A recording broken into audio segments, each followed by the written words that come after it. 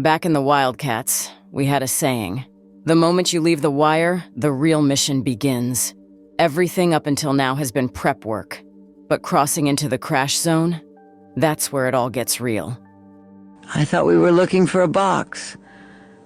A very particular box, mind you, not just any old box.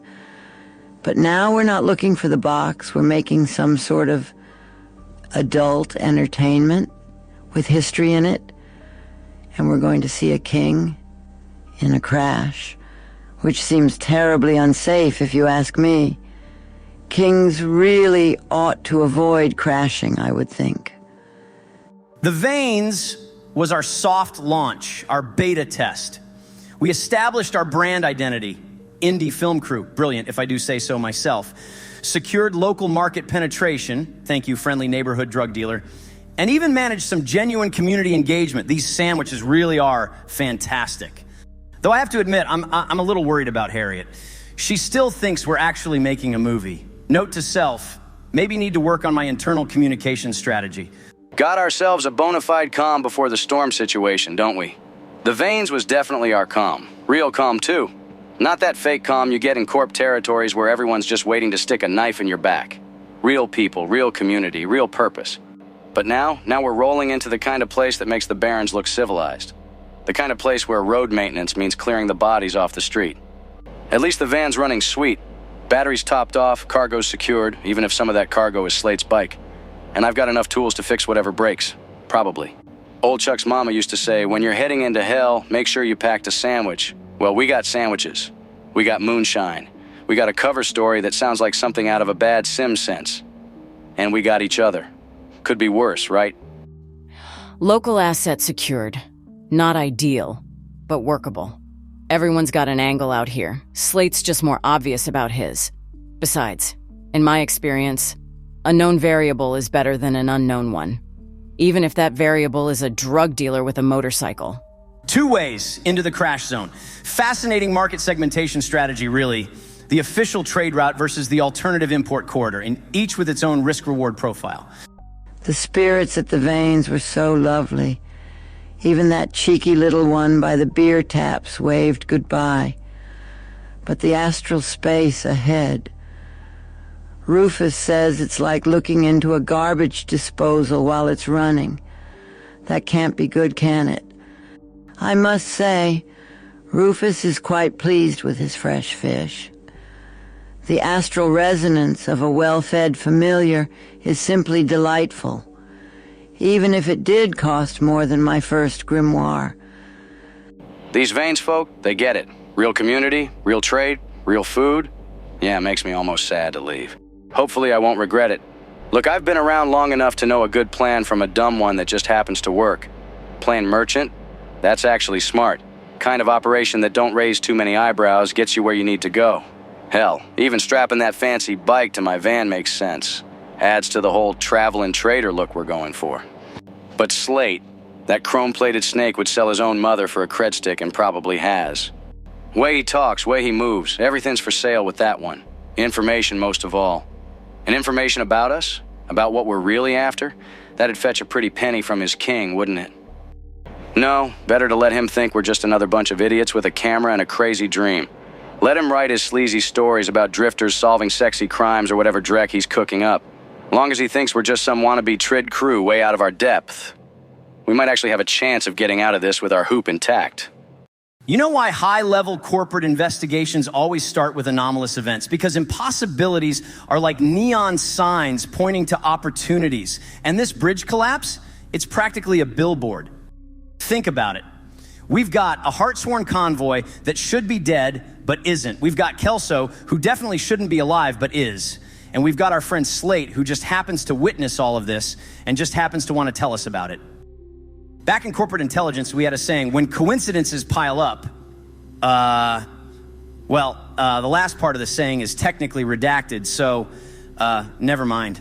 But hey, our cover story actually works in our favor here. What's more natural than a film crew wanting to check out a potential paranormal angle? It lets us poke around without raising suspicions, lets us verify Slate's story, and most importantly, lets us see how he reacts to our interest.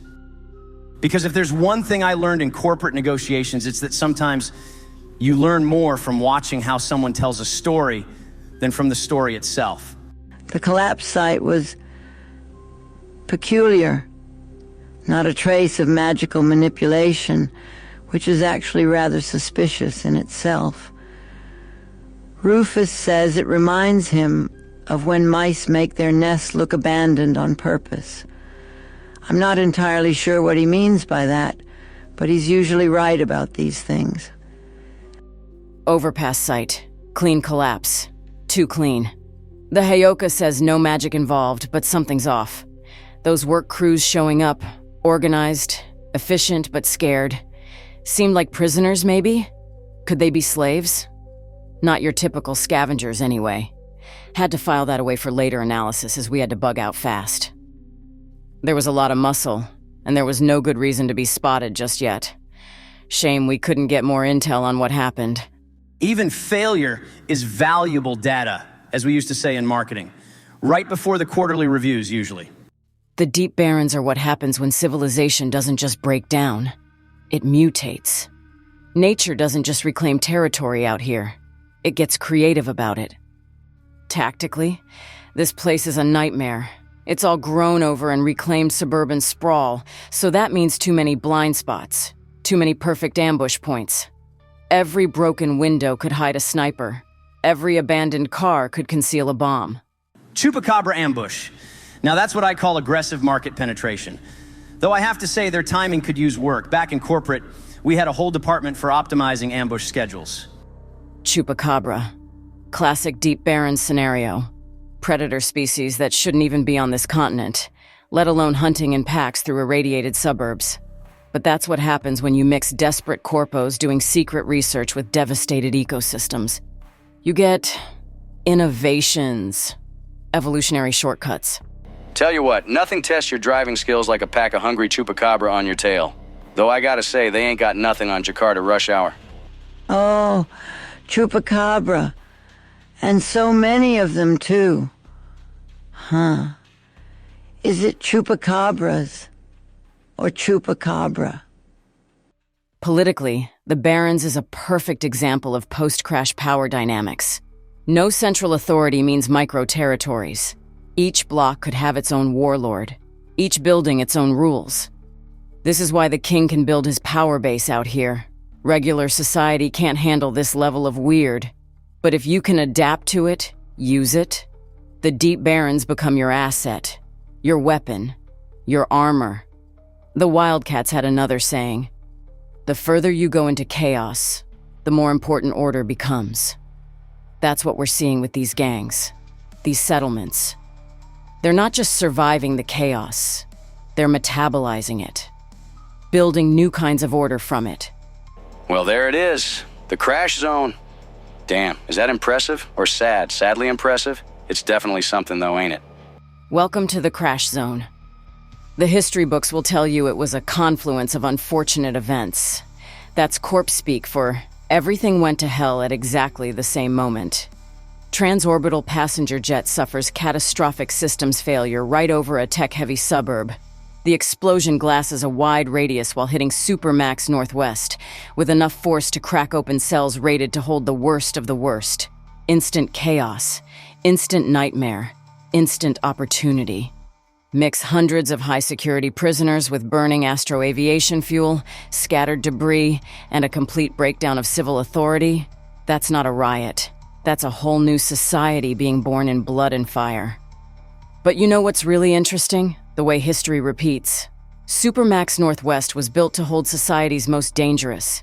Now the CrashZone's doing the same thing, just with different wardens, different rules, and a king who probably thinks he's running a kingdom, when he's really just running a bigger prison. What's the difference these days? What's that, Rufus? Yes, I suppose I should stop staring into the astral plane while we're moving. Motion sickness is rather undignified for a mage of my standing, though I do wish someone would explain again why we're making an adult historical documentary here. Seems like an odd choice of location, doesn't it? Not very sensual at all. And tell me, what is erotica without sensuality? CrashZone security checkpoint. Standard shakedown operation. Their riot gear's mismatched but maintained. These aren't just thugs. They're organized thugs. Difference matters. Slate seemed the right amount of nervous, but hid it well enough from the guards. Probably only hiding what we know he's hiding. Good. As long as the little power dynamic we have going on stays the way it is, I won't have to kill him. And we're in. You know, I've done 1,000-point merger negotiations and hostile takeover presentations, but there's something uniquely intimate about talking your way past someone who could shoot you just to simplify their afternoon. Though I have to admit, my heart rate didn't quite return to normal until we were well past the gate. Don't get me wrong, I've talked my way through worse. But usually, with better-dressed people who are slightly less comfortable with violence as a first response. And our friend Slate, his entire demeanor's shifted. Gone is the casual dealer vibe, replaced with, well, what we in corporate would call procedural compliance. He knows exactly how to navigate this system because he helped build it. Beautiful to watch, really. Two-tier social structure. Warriors and everyone else. Classic warlord setup. You'll find it all over if you travel out of the sprawls. Difference is, this feels more institutionalized. The Heartsworn aren't just thugs with guns. They're a proper military class. Makes me think the King's got actual administrative systems in place. These merchants, though, they're the real power layer. You don't get this many traders unless there's stability, unless there's profit, unless there's rules everyone follows. Even warlords need an economy. The auras here are very stratified, like oil and water, except it's more like violence and desperation. The warriors, they pulse with this terrible pride, but everyone else, their auras are all muted, like old clothes washed too many times. These merchants ain't just random traders. They got routines, designated spots, actual business going on. And look at Slate. Guys transform from sketchy dealer to proper businessman soon as we hit the gates. Like watching a street mutt turn into a show dog. Makes me trust him even less, if that's possible. Weird klaxon goes off. Doesn't have the urgency of a real emergency alert. Reactions of the locals seems to bear that out. We ask around. Turns out the King is going to speak in the center of town shortly. Seems planned because thousands of people start heading to the event spot. We get swept up in it all. Slate doesn't seem totally happy about it, especially when Sal and I have him take us closer to the front. This is a huge, and so far peaceful, gathering of people. It would be remarkable if it wasn't all just more than a little chilling. 5,000 people. That's not just a crowd, that's an army waiting to happen. I respect Nahi and Sal's bravery and everything, but no way am I getting any closer to the front of this. The King himself. He's not just big, he's functionally weaponized his own body. Every muscle group optimized, probably augmented. That's not vanity muscle. That's combat engineering in flesh. His armor choices are telling. That cape, tack barrier material. High-grade military tech, designed to stop rounds and create mobile cover. Expensive, restricted, definitely corporate or military origin. The way he wears it suggests he knows exactly what it's capable of. Vehicle hood is armor, primitive but effective. Shows pragmatic thinking, uses what works, not what looks impressive. Combat stance is interesting, balanced, trained.